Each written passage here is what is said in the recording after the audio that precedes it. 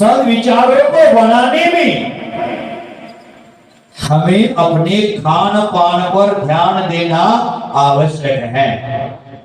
शुद्ध खान पान हमारे विचारों को शुद्ध बनाता है। कहते हैं शुद्ध खान पान शुद्ध खानदान। शुद्ध खानदान की पहचान है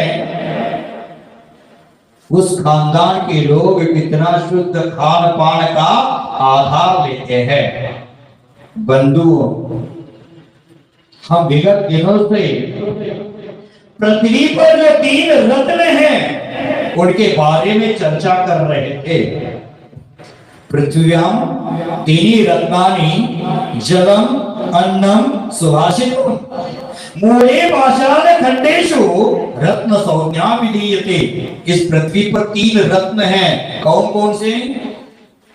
जल, अन्न और सुभाषित। ये 3 रत्न हैं। लेकिन मूर्ख व्यक्ति है जिन्होंने पाषाण के टुकड़ों में रत्नों की कल्पना की है और वह रत्न सोने चांदी में मलवा करके उंगली में पहनता है और ग्रहों को शांत करने का प्रयास करने लगा है। लेकिन बंधु, आचार्य भगवंतों ने कहा है, सुभाषितकारों ने कहा है, ये जगत में जल, अन्न और सुभाषित से बढ़कर कोई रत्न नहीं है, श्रेष्ठ वस्तु नहीं है।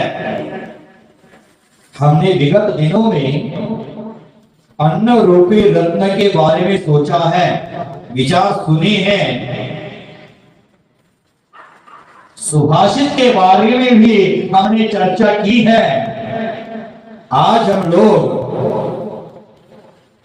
कुछ विचारों को रूप देना चाहते हैं और विचारों पर पहुंचते हैं कि आज हम जल रूपी रत्न के बारे में कुछ चर्चा करते हैं। हम लोग हमेशा बड़े लोगों के द्वारा, बुजुर्गों के द्वारा सुनते आए हैं जल ही जीवन है। जल के बिना सुनहरे कल की कल्पना करना अज्ञानता है। जीवन में सभी कार्यों को पूर्ण करने हेतु हमें हमारे जीवन में जल की आवश्यकता होती है। इस पृथ्वी पर जो अमूल्य अनमोल रत्न है, उस रत्नों में मूल्यवान रत्न है जल। जल मनुष्य के जीवन में बहुत ही महत्वपूर्ण वस्तु है। जल के बिना हमें एक दिन भी रहना मुश्किल है। हमारे पास कुछ लोग आते हैं और कहते हैं कि महाराज मुझे उपवास का नियम देना, मुझे रात्रि भोजन का त्याग देना, लेकिन जल की छूट रखना। जल मात्र पीने के काम ही आता है, ऐसे नहीं। जल मात्र प्यासे लोगों की प्यास बुझाता है, ऐसे भी नहीं। जल से हम लोग खाना बनाते हैं, जल से वस्त्रों को धोते हैं, जल से हम शरीर की शुद्धता कर लेते हैं, नहाने के काम भी जल आता है। जल हमें दैनिक क्रियाओं को पूर्ण करने हेतु आवश्यक वस्तु है। भले विज्ञान ने कहा है इस धरती पर 71% पानी है, परंतु उसमें से अधिकांश पानी समंदर में है। जो खारा है वो हम पी नहीं सकते हैं।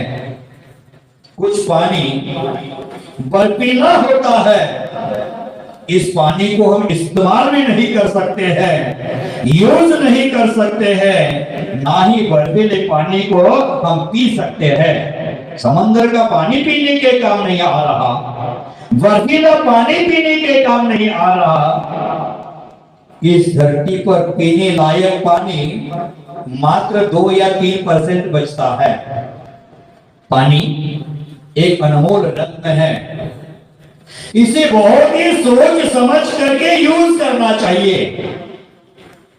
आज के लोग पानी का मिसयूज करने लगे हैं और यह आदत मनुष्यों को मुश्किलों में डाल रही है। ध्यान रहे, जीवन जीने के लिए अन्न, पानी और हवा की आवश्यकता होती है। इसमें से एक भी कम हो जाएगा तो मनुष्य को जिंदा रहने के लिए मुश्किलें उत्पन्न हो सकती है।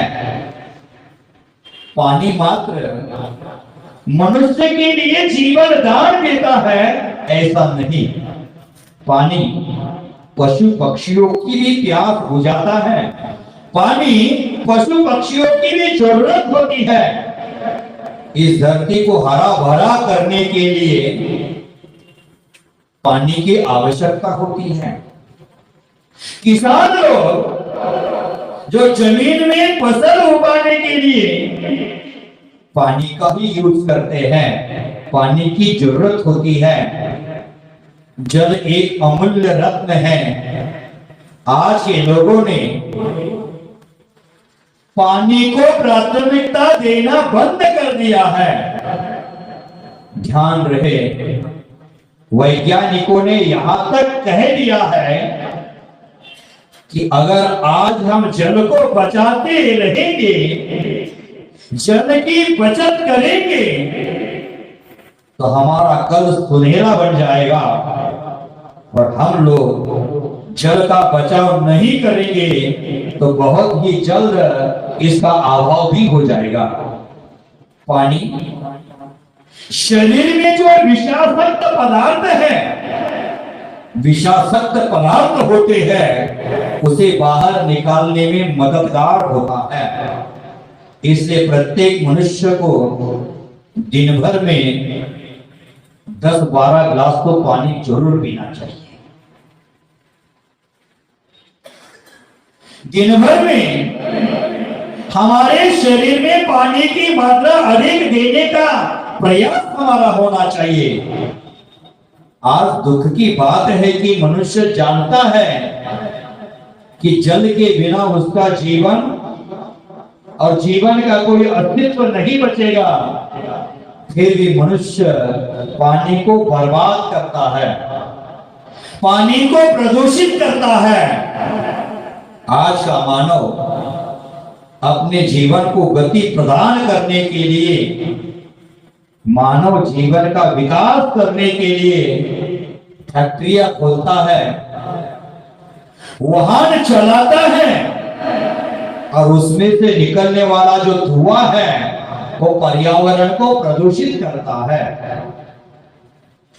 जिस कारण से समय पर बारिश नहीं हो रही है और अथवा होती भी है तो जरूरत से बहुत कम हो रही है।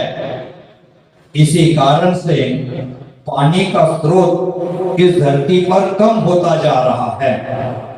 आज वर्तमान में लोगों ने वाहनों की गति बढ़ाने के लिए पक्के रास्ते बना दिए, सीमेंटेड रास्ते बना दिए, अलकतरा वाले रास्ते बना दिए।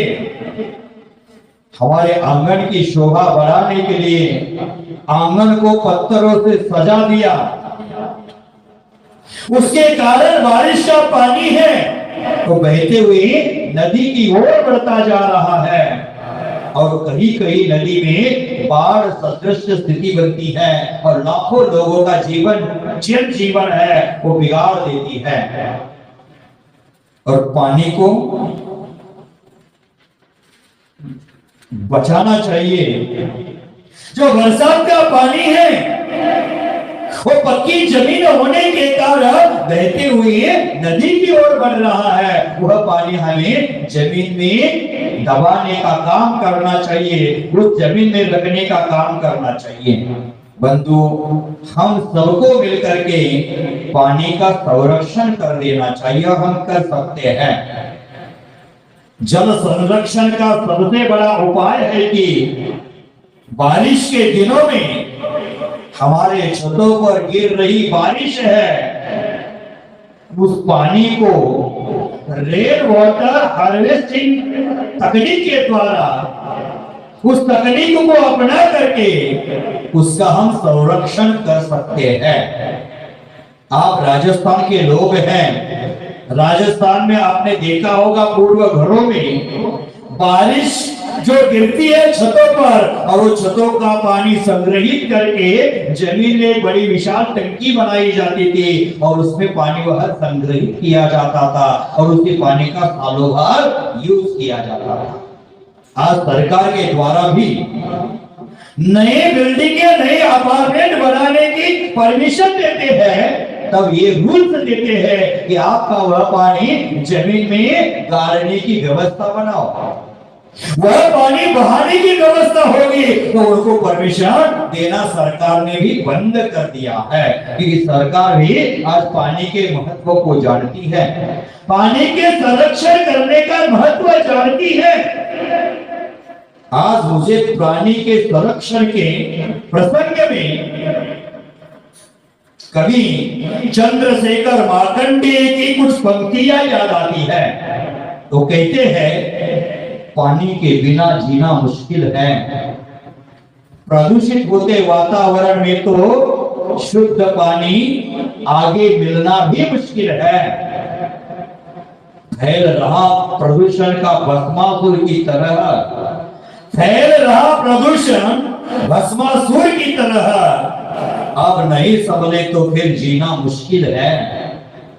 बूंद बूंद पानी की आज बचानी जरूरी है, बूंद बूंद पानी की आज बचानी जरूरी है। जल संरक्षण पर ध्यान देना भी आज बहुत जरूरी है।